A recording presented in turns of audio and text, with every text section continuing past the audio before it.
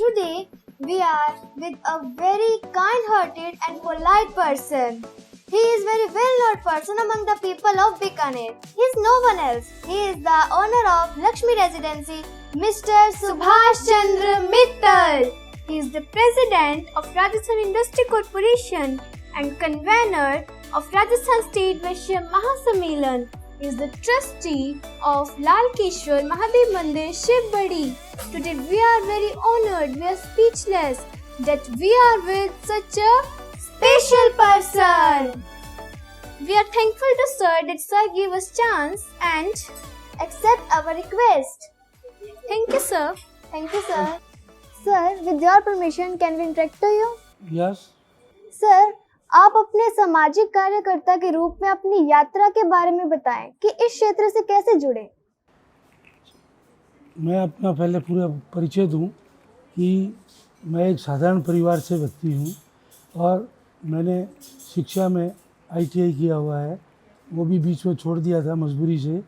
और अब जो आप पूछ रहे हैं कि सामाजिक कार्य में कैसे जुड़े, तो मैं बचपन से ही आरएसएस से जुड़ा हुआ था, संघ से। तो संघ में क्या है कि ये शुरू से ही प्रकृति होती है कि सेवा के कार्यों को और उनको देखा जाए। कोई भी व्यक्ति किसी कार्य के लिए जुड़ना चाहे और उसके अंदर खुद में पहले पूर्ण रूप से सेवा की भावना हो, वो सेवा की भावना होगी तो ऑटोमेटिक आगे से आगे रास्ता मिलता जाता है और वो अपने जिस स्थान पे पहुंचना चाहता है उस स्थान तक अपना पहुंच जाता है। सौभाग्य से मुझे ऐसा अवसर मिला और मैंने देखा कि इन लोगों का पूर्ण रूप से, अगर आपने भी सुना होगा, जिसको आरएसएस बोलते हैं, संघ कार्यालय भी बोलते हैं, इन लोगों के अंदर कठिन परिश्रम और सेवा के ही भाव होते हैं। सर, कृपया आप राजस्थान उद्योग मंडल के अध्यक्ष के रूप में व राजस्थान औद्योगिक मंडल के रूप में अपने प्रयास को विस्तृत रूप से बताइए। किसी भी संस्था का या ये कहिए कोई व्यापार जगत का, हर चीज़ में कोई ना कोई संगठन करने के लिए ये मंडल बनाए जाते हैं। अब आपने मेरे से पूछा कि राजस्थान उद्योग मंडल का विस्तार बताइए। राजस्थान उद्योग मंडल का, क्योंकि ये राजस्थान से पूरे से जुड़ा हुआ है, तो हमारी सिटी में या राजस्थान में जो हमें नज़र आए कि किस तरीके की प्रगति होने से उद्योग कैसे बढ़ेगा, उसके बारे के अंदर हम लोग निरीक्षण करते रहते हैं और सरकार को पत्राचार करते रहते हैं। उस पत्राचार के प्रयासों से हम काफ़ी हद तक अपने क्षेत्र का विकास के अंदर कार्य कर लेते हैं। जैसे उदाहरण के लिए कई बार बिजली की समस्या, सबसे पहले किसी उद्योग को चलाने के लिए इंफ्रास्ट्रक्चर की ज़रूरत होती है। उसके अंदर बिजली, पानी, सड़क, रेल, वायुयान, इस तरीके के जो साधन होते हैं, ये पूर्ण रूप से मिलेगा उद्योग को, तभी उसका विकास होगा। तो हमारा मंडल क्या करता है कि अगर अखबारों के ज़रिए या हमें या हमारे उद्योगपतियों को जरिए हमें पता चले कि हमें अमुक चीज़ की समस्या आ रही है, उसके लिए राज्य सरकार से पत्राचार करते हैं। और इसी तरीके राजस्थान के अंदर हमारे ऐसे संगठन हैं जो सेंट्रल से संपर्क रखते हैं, तो सेंट्रल की कोई समस्या होती है तो हम उनको विदित करते हैं। काफ़ी हद तक ये निश्चित बात है कि आपने सुना होगा कि किसी कार्य के लिए अगर प्रयास करते हैं तो वो मन से, तन से, लगन से करोगे तो निश्चित रूप से उसमें सफलता मिलेगी। इस तरीके से राजस्थान उद्योग मंडल समय समय पर उसके विस्तार के लिए कार्य करता रहता है।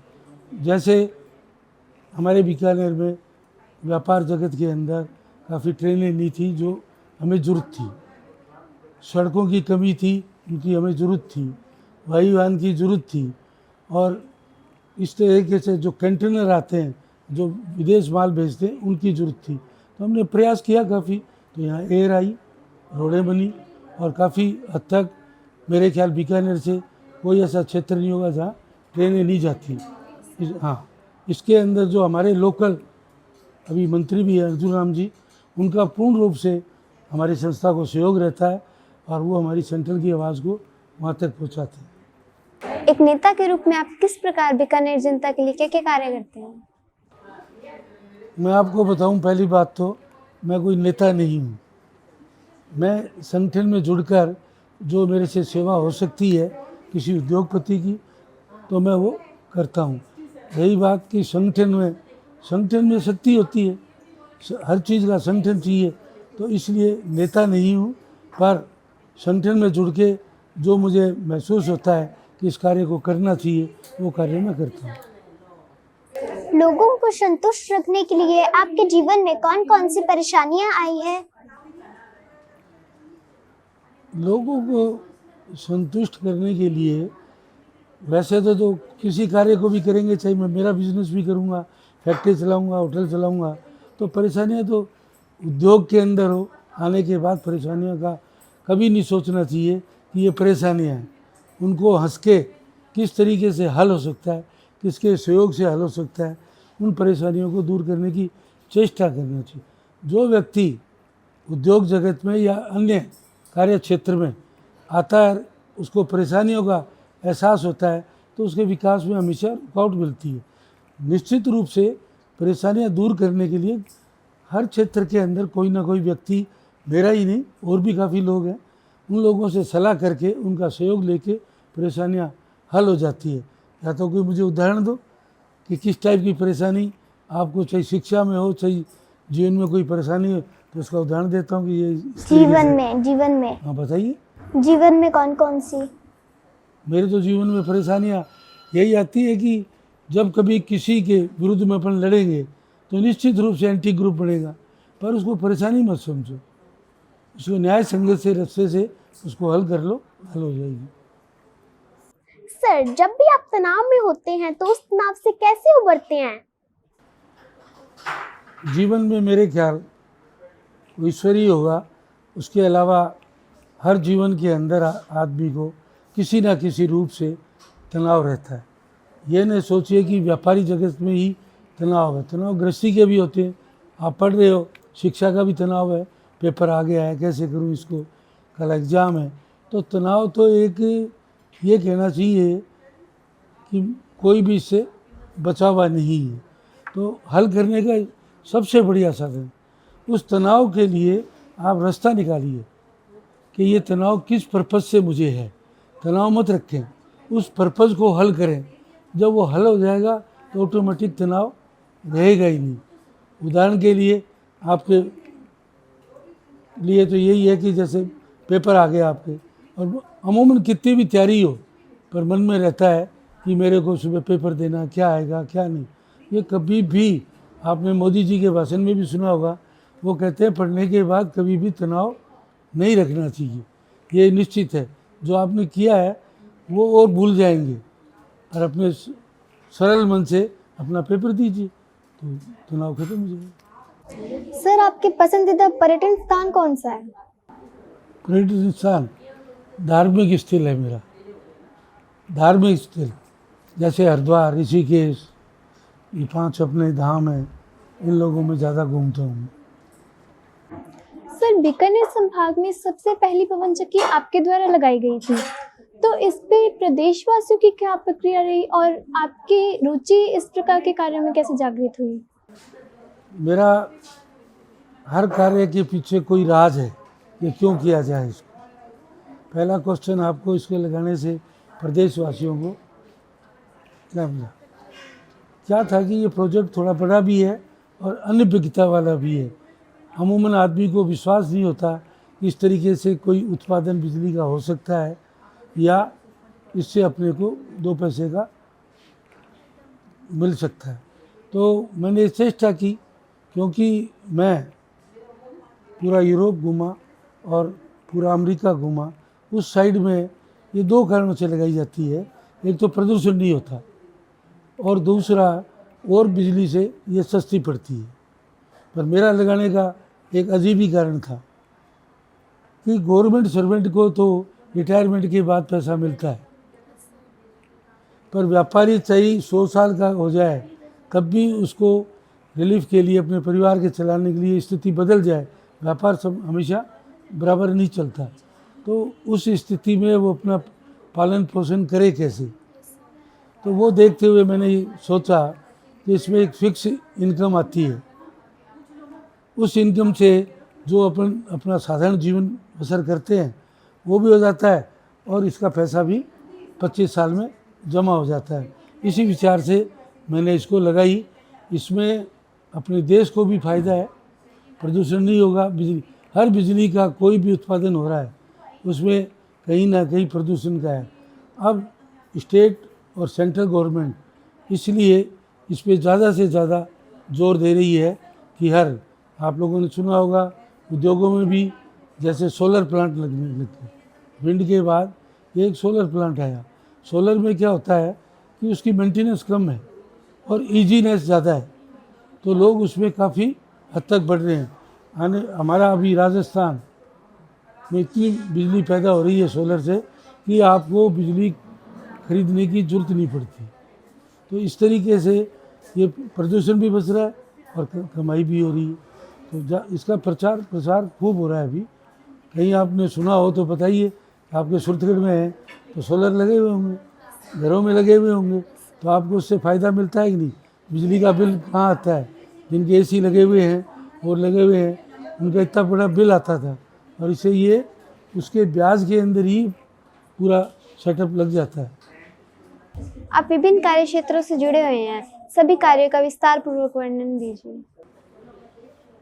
मैं दो ही तरह के कार्य क्षेत्रों में जुड़ा हुआ हूँ, एक उद्योग जगत और एक हमारे समाज के कोई कुरीति है। और तो उनका विस्तार से यही है कि जैसे समाज से मैं जुड़ा हुआ हूँ तो समाज में संगठन बने हुए हैं कई। उन संगठन के अंदर कई जगह मुखिया हूँ, तो उसके आधार पे पारिवारिक मसले मैं ज़्यादा सुलझाता हूँ। आज के युग में दहेज प्रथा या अन्य किन्हीं कारणों से अगर विवाह में कोई दिक्कत आ गई है तो समझाइश करके, कोर्ट कचहरी न करके समझाइश करके उनको सुलझाने की चेष्टा करता हूँ। एक हमने अपने समाज में चेतना समिति है हमारी बनाई हुई, उसके अंदर एक ऐसा सिस्टम डाल रखा है जो बच्चा पढ़ाई में होशियार है और अर्थ की व्यवस्था से वो पढ़ नहीं सकता तो उनका भी सहयोग करते हैं। इसी तरीके से कि कोई बच्चा अपने जाके खेल कूद के अंदर भी प्रोत्साहन चाहता है तो उनको भी आर्थिक सहयोग देते हैं। कुल मिला के शिक्षा की दृष्टि से, और गरीब परिवार होता है तो विवाह की दृष्टि से, और अन्य भी उनको कोई दिक्कतें आ जाती है जीवन में तो उनको हल करने की चेष्टा करता हूँ। सेकंड, फिर उद्योग जगत के अंदर काफ़ी संस्थाएं हैं। जैसे मैं वुलन में काम करता हूँ तो वुलन से जुड़ा हुआ हूँ। मैंने कॉलेज चलाया ITI, उससे जुड़ा हुआ हूँ। उसके बाद ये जो दाल मिल, कोई भी उद्योग हो, तेल मिल है, दाल मिल है, जितने भी उद्योग हैं जो आप जानते हैं, तो वैसे तो काफ़ी नाम बोल सकता हूँ मैं, पर उनमें भी मेरी रुचि रहती है। एक जो मेरा पद है उसके हिसाब से उनको कोई तकलीफ़ हो रही है, कोई और है, तो उनसे भी मैं जुड़ा रहता हूँ। उसके अलावा समाज सेवी के अंदर जैसे गौशाला है, गायाँ ऐसी है, पक्षी हैं, वो मुँह से बोल नहीं सकते, गायें खा नहीं सकती, तो ऐसे जगह भी मैं जुड़ा रहता हूँ। कोई आर्थिक सहयोग है या किसी तरह का उनको बताना, डायरेक्शन भी ये कमी है और इस कमी को सुधारो। इसी बीच के अंदर जैसे लालेश्वर महादेव मंदिर है, उसका मैं पूर्व में ट्रस्टी था। जो ट्रस्टी बन जाता है वो हमेशा ट्रस्टी रहते हैं। उसके अंदर भी जुड़ने के दो कारण थे। मुझे ये जो सेवा भाव कार्य करते हैं तो आध्यात्मिक ज्ञान होता है वहाँ से। जो संत बैठे हैं, जब भी हम जाते हैं, हफ्ते में 2 हफ्ते में रेगुलर भी कई बार जाते हैं, तो उनसे अपने मन के क्वेश्चन करते हैं, जीवन में जो चल रहे हैं उनके बारे में, वो उनको हल करते हैं। तो यही चीज़ें हैं जीवन में जुड़ने के लिए। सर, आप अपने सफलता के संघर्ष काल का विवरण दें। बहुत लंबा है ये विवरण जीवन का, फिर भी मैं शॉर्ट में करने की चेष्टा करूँगा। और मैं आप सब बच्चों को कहूँगा इसके लिए, इस माध्यम से, कि मेरी ये कहानी सुनकर आप लोग कभी भी निराश नहीं हों। किसी क्षेत्र में भी, चाहे शिक्षा हो, चाहे व्यापार हो या गृहस्थी जीवन हो, कभी भी निराश नहीं हो अगर संघर्ष करते रहेंगे तो। मैं मेरा जो परिवार है वो सारे नौकरी करने वाले थे और मेरा मामा परिवार वो सारे बिजनेस करने वाले थे। तो मैं जब छुट्टियों में घूमने फिरने जाता था तो मुझे लगता था यार नौकरी से ये काम बढ़िया है। तो मेरे अंकल नॉर्दर्न रेलवे एजीएम रहे हुए थे, उन्होंने मेरे को पढ़ते ही ITI करते ही कहीं सर्विस लगवा दी, पर मेरा मन नहीं लगा सर्विस में, क्योंकि मैं जब पढ़ता था उस टाइम भी इतने पैसे कमा लेता था और मेरे साथियों को भी उस रूप से रखता था, स्नेह से। तो मैंने कहा मैं तो बिजनेस करूँगी। तो मैंने शुरू दिन से स्टार्ट किया था, जो लोग आप आइसक्रीम खाते हैं ना, उससे स्टार्ट किया था। और ये बात 77 की होगी, काफ़ी साल पुरानी। बड़े बिजनेस के लिए पैसा चाहिए, तो वो पैसा गृहस्थी में था नहीं, तो वो करते करते मैंने उसकी मैन्युफैक्चरिंग का काम भी चालू कर दिया। तो दोनों धंधे करके मेरे पास 2 रुपये बन गए। तो मैंने सोचा कि अब कोई बड़ा काम करना चाहिए। तो उन दिनों में ये बीकानेर वुलन की एशिया की सबसे बड़ी मंडी है, तो मैंने सोचा ये काम करें। तो उन दिनों में बीजेपी का शासन था और मैं शुरू में इंटरव्यू में बताया ना कि मैं उन लोगों से जुड़ा हुआ था और मेरी बहुत जैसे जैसे मैं बड़ा हुआ तो राजनीतिक में मेरे पग जमने लग गए, अच्छे विचार आने लगे। तो मैंने प्रस्ताव रखा, तो पैसा बहुत चाहिए था उस ज़माने में, 4-5 लाख रुपए बहुत बड़े थे, अब तो हम बहुत बड़े काम कर रहे हैं। तो मैंने एक पार्टनर बनाया, उसके गौरी शंकर अग्रवाल, और उस टाइम में स्पिनिंग के लिए लाइसेंस लेना पड़ता था और वो टेक्निकल आदमी को ही देते थे। हम दोनों टेक्निकल थे, हमें लाइसेंस मिल गया और हमने अच्छे रूप से उसको चलाया और खूब बढ़िया चलाया उसको। फिर उसके बाद मैं चाह रहा था और विस्तार करें, लगन आई, मेरी मार्केट गुडविल बन गई थी कि मेरा यान जब मैं काटता था तो एडवांस चेक मिलता था मुझे, इससे बढ़िया क्या बिजनेस था।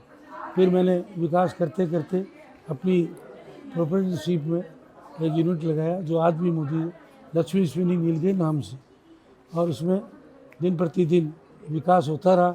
उस विकास के साथ साथ ही सेवा का भाव मेरा था ही।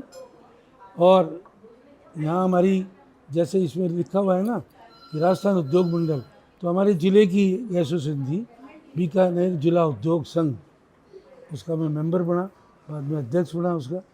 और लोगों से मन से किसी की तकलीफ़ होती थी उसकी फैक्ट्री जाके उसको पूरी करता था। इस तरीके मेरी थोड़ा सा लोगों दिल से लग गया मैं, तो मुझे व्यापार में भी सहयोग मिला। तो मेरे उद्योग को मैंने कभी भी ये नहीं सोचा कि मेरे उद्योग को मेरे तक ही सीमित रखूं। ये हमेशा जीवन में याद रखना, कभी भी ये नहीं सोचो कि आपकी भुजिया की फैक्ट्री है तो मैं दूसरे को क्यों बताऊं, ठीक है ना। तो मैंने राजस्थान में सब जगह लोगों का जो मेरे से काम कराते थे उनके सबके फैक्ट्रियाँ लगवाई, भीलवाड़ा, सीकर और अपने किशनगढ़, जोधपुर, तो वहाँ यूनिट लगाए। तो मेरी ख्याति मुंह से नहीं कहना चाहिए आदमी को, पर मेरा प्रभाव बढ़ता गया और मुझे सहयोग मिलता रहा। इस तरीके से मैं फिर उसके बाद मेरे मन में आई कि क्यों नहीं अपन इस युग के अंदर एक नया चीज़ लाएं। तो मेरा विंड पहले लाया हुआ था, फिर मैं लाया सोलर। सबसे पहले सोलर भी इधर मैंने प्रस्तावित रखा और मेरा खूब अच्छा काम चला।